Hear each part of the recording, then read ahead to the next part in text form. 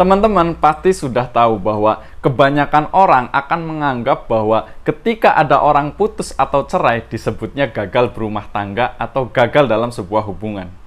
Kalau itu disebut gagal, lantas yang berhasil seperti apa?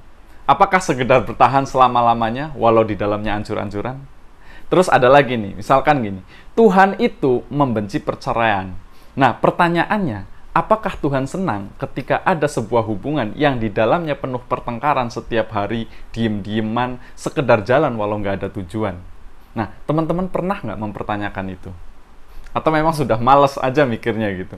Nah, kenapa saya menanyakan seperti ini? Supaya kita tidak mudah menerima apapun dengan mentah-mentah, mengerti dengan tepat apa yang kita lakukan, dan nggak cuma ikut-ikutan apa kata orang. Nah, makanya kali ini saya akan mencoba membahas tentang salah satu cara berpikir kritis ala Friedrich Hegel dengan filsafat dialektikanya.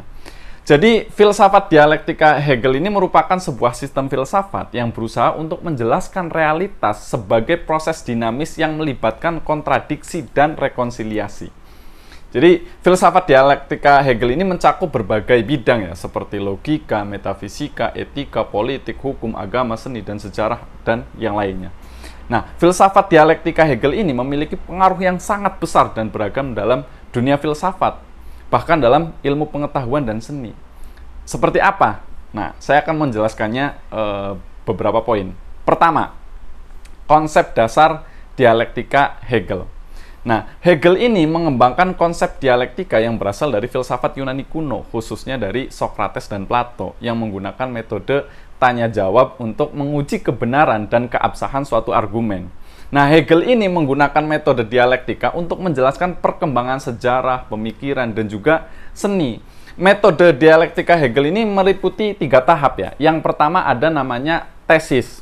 Yang kedua ada namanya antitesis, dan yang terakhir itu ada namanya sintesis. Tesis adalah suatu proposisi atau keadaan awal yang mengundang potensi konflik.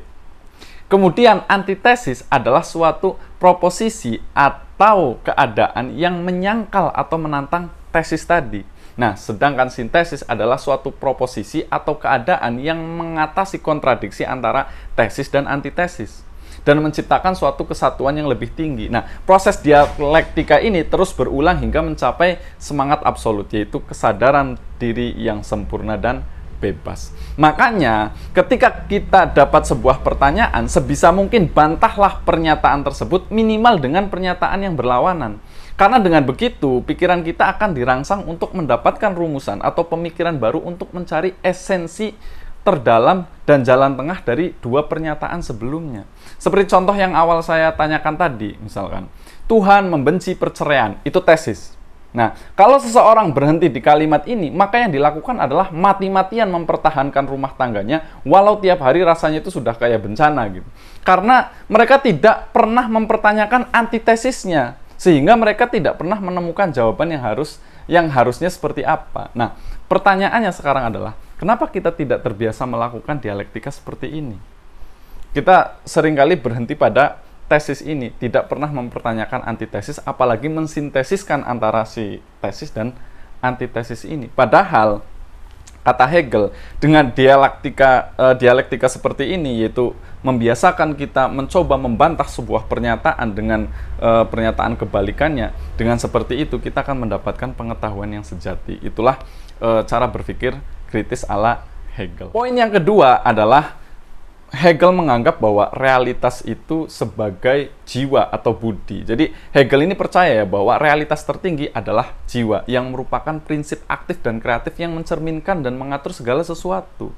Jiwa ini adalah realitas yang terus bergerak, berubah, dan berkembang, dan dia tidak seperti benda-benda mati yang statis dan pasif. Makanya, kata Hegel, jiwa itu memiliki kemampuan untuk menyadari dirinya sendiri, untuk mengenali dan menghargai kebebasan dan rasionalitas. Makanya, jiwa itu merupakan subjek dan juga sekaligus objek dari proses berpikir. Misalnya gini, ketika kita menyelesaikan suatu masalah atau tantangan yang kita hadapi dalam kehidupan kita, kita memiliki suatu pemikiran atau gagasan awal yang berasal dari jiwa kita. Itu kan subjek. Kita memiliki ide untuk menyelesaikan sebuah permasalahan. Kemudian, kita menerapkan pemikiran atau gagasan tersebut dalam situasi atau kondisi yang kita hadapi, objeknya. Nah, kemudian kita melihat, mendengar, atau merasakan hasil dari penerapan pemikiran atau gagasan kita tersebut, kemudian mengevaluasi apakah efektif atau tidak, atau apakah ada solusi alternatif yang lebih baik atau tidak. Kemudian kita mengulangi proses ini sehingga kita menemukan suatu pemikiran atau gagasan yang paling sesuai dan optimal untuk menyelesaikan permasalahan atau tantangan kita.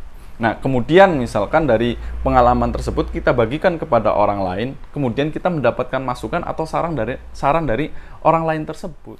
Dari situlah kita kemudian belajar dari masukan atau saran dari orang lain dan mengembangkan budi atau jiwa kita lebih lanjut. Jadi yang namanya jiwa itu akan terus berkembang. Makanya kalau dari sudut pandang Hegel ini, ketika kita menghadapi permasalahan dalam hidup yang kompleks seperti ini, sebenarnya itu adalah proses perkembangan jiwa kita. Karena semakin kita sering menghadapi sebuah permasalahan, kata Hegel, itu jiwa kita akan terus berkembang. Karena tadi, sebagai subjek, objek sekaligus.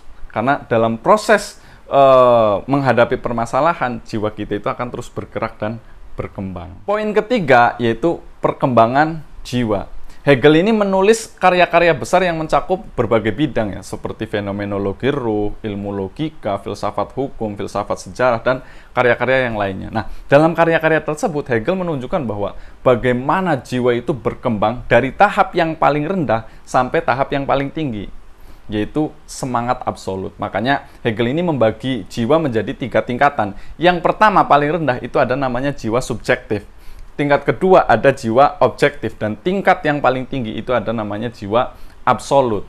Yang pertama, jiwa subjektif. Jadi kata Hegel, jiwa subjektif ini adalah tingkat pertama dari perkembangan jiwa yang mencakup kesadaran diri individu. Jadi jiwa subjektif ini meliputi berbagai bentuk kesadaran seperti kesadaran sensoris, kesadaran perseptual, kemudian kesadaran pemahaman, kesadaran diri, kesadaran rasional, dan juga kesadaran moral. Nah, jiwa subjektif ini mengalami kontradiksi antara dirinya sendiri dan dunia luar dan mencari rekonsiliasi melalui tindakan atau kehendak.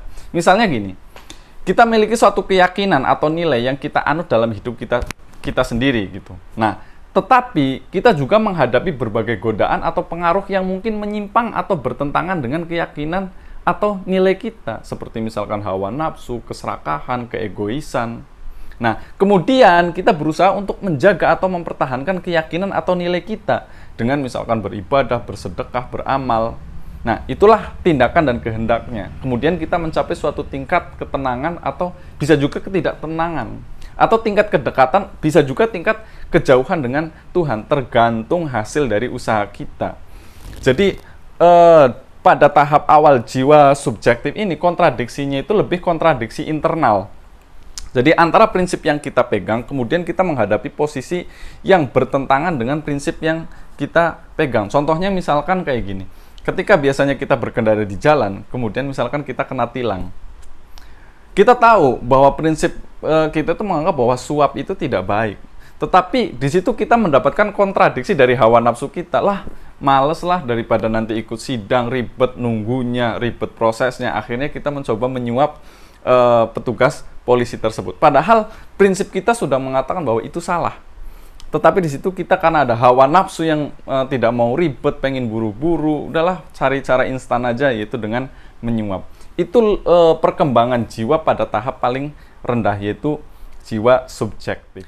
Kemudian tingkatan kedua itu ada namanya jiwa objektif. Jadi jiwa objektif ini menurut Hegel itu adalah perkembangan budi atau jiwa yang mencakup keberadaan sosial dan hukum individu. Jadi jiwa objektif ini meliputi berbagai bentuk kebebasan ya, seperti kebebasan abstrak, kebebasan konkret, kebebasan universal, dan kebebasan etis. Jadi jiwa objektif ini mengalami kontradiksi antara kehendak individu dan kehendak kolektif dan mencari rekonsiliasi melalui negara dan hukum. Misalnya gini, kita memiliki satu tanggung jawab atau peran sebagai warga negara atau anggota masyarakat. Itu kan kehendak individu.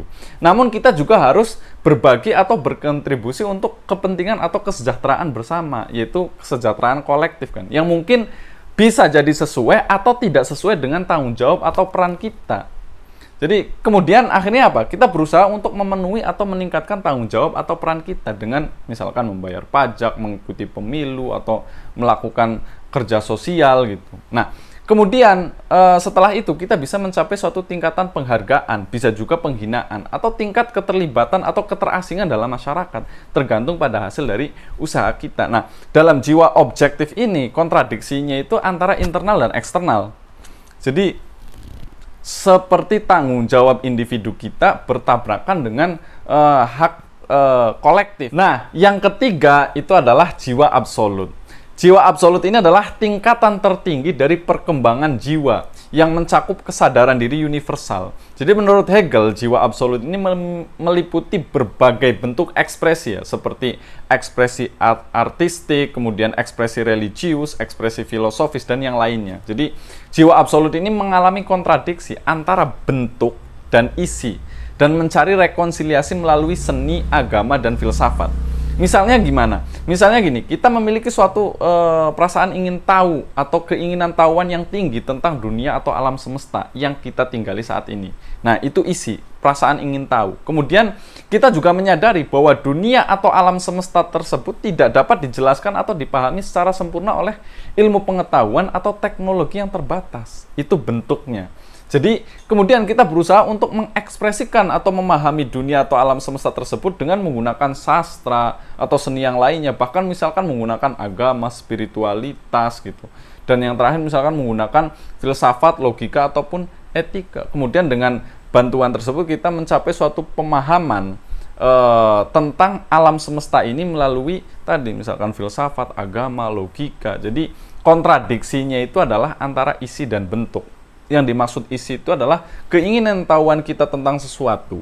Kemudian kita terbatas dengan instrumen yang kita gunakan untuk mencari pengetahuan tersebut. Itulah pengetahuan absolut. Jadi sudah bersifatnya itu universal, sudah tidak membicarakan diri kita, sudah tidak membicarakan orang lain, tetapi lebih berbicara tentang posisi kita di dalam alam semesta ini. Itulah konsep filsafat dialektikanya Friedrich Hegel. Semoga bermanfaat.